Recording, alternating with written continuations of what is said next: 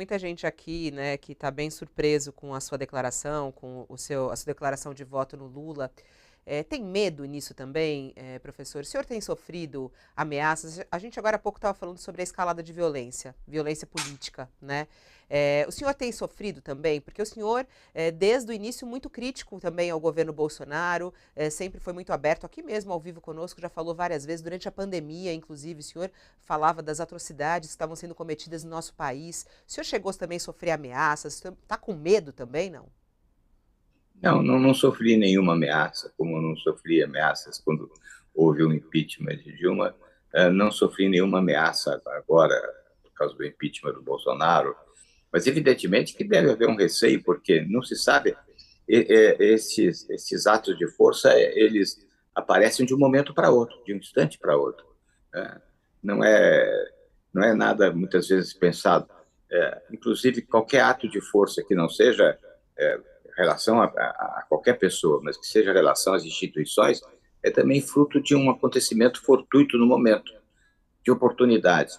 E essas oportunidades são aceleradas pelo incitamento com que Bolsonaro enfrenta a política. Não é? Ele, ao invés de promover a pacificação, o debate, a persuasão, ele incentiva a violência. É natural da sua personalidade, ele precisa ser sempre um inimigo e um inimigo a ser destruído. Então, sem dúvida nenhuma, nós estamos num momento muito delicado.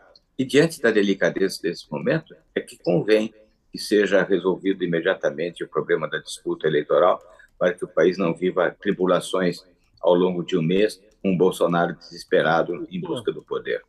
Professor, o senhor não é um eleitor qualquer, né? Uma personalidade conhecida no país, e o senhor declara voto no instante em que ocorre um movimento pelo voto útil, né? Um movimento que o PT estimula. O que eu queria saber é se houve algum contato com o senhor, se o PT o procurou, se o Lula o procurou, se o senhor tem, nesse seu movimento, se há algum compromisso também, né? Olha, estou dando meu voto aqui, mas ouvi deles que isso vai acontecer, que o governo Lula será assim ou assado. É uma coisa absolutamente espontânea? O senhor foi procurado por alguém? Conversou com alguém? Não, foi absolutamente espontâneo. Nem imaginava que tivesse efetivamente a repercussão que teve, que houve uma repercussão significativa, mas eu achei que era o momento de esclarecer uma posição em favor do país. Eu não tive nenhuma conversa, nenhum contato. Só posteriormente à minha declaração é que houve o pedido de que eu enviasse um vídeo, mas foi posteriormente. Não houve nenhum entendimento. É um ato absolutamente espontâneo. Eu diria necessário, empurrado necessariamente para a busca de uma solução de paz desse país, definitivamente. Ontem, Ciro Gomes, que está sendo alvo disso, né? Ele e Tebet. Tebet também tem falado. Ontem a gente colocou aqui a fala da Tebet sobre essa história do voto útil. Hoje vamos colocar aqui o que Ciro Gomes disse ontem na sabatina de Estadão e FAAP. Ele criticando essa história do voto útil. Vamos ouvir. O que a gente faz em 2 turnos? Para que no primeiro turno, cada um de nós vote naquilo que entender, vamos dizer, representativo do seu ponto de vista de doutrina, de ideologia, de valores, inclusive morais, e isso vai afirmar a vitória ou a derrota. E quem não for vitorioso no primeiro turno, 2 passam ao segundo, quem não for vitorioso, marca uma corrente de opinião que se imporá ao debate, fiscalizando, cobrando, movimentando uma oposição qualificada com o nível de legitimidade do tamanho que for a preferência explícita no primeiro turno. O que está fazendo o fascismo de direita e de esquerda no Brasil? Porque, sim, há um fascismo de esquerda também no Brasil, liderado pelo PT. Eles estão querendo simplificar de uma forma absolutamente dramática o debate e querem nada mais, nada menos do que aniquilar alternativas. Ele fala que há fascismo na esquerda e promovido pelo PT. O senhor concorda, professor Miguel? Não, são os exageros que o Ciro comete reiteradamente. Né?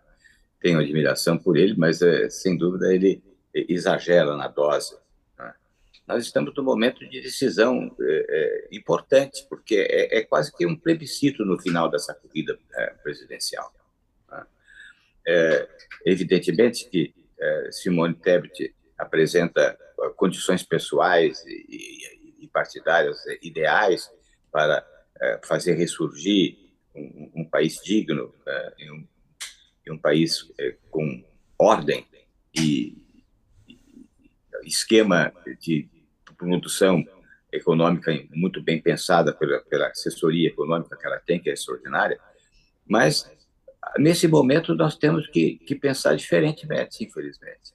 Nós temos que pensar que não há viabilidade possível, diante de 10 dias das eleições, de que Simone Tebet cresça além dos 5% que ela vem mantendo, e que a decisão está dividida, infelizmente, há quase um ano, dividida entre Lula e Bolsonaro. A terceira via não se viabilizou, e o próprio PMDB, partido da Simone, se dividiu, né? Não há viabilidade.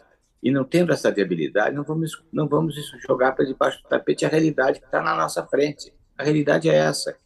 E essa realidade pode se demonstrar trágica num segundo turno, com um Bolsonaro descontrolado, absolutamente desvairado, em busca de um sucesso, seja pelo voto, seja pelo ato de mão.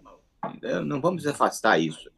Como eu disse, isso pode ocorrer de um instante para outro. A mobilização de grupos fanáticos bolsonaristas, a posição de polícias militares, de milícias, tudo isso mostra, num exame tranquilo, que é necessário evitar riscos o mais possível. E o risco a ser evitado é um segundo turno atribulado, pela razão pelas quais nós devemos decidir pelo Lula, até porque eu estou dizendo o seguinte: nós devemos decidir por aquilo que nós não queremos e que é essencial na democracia.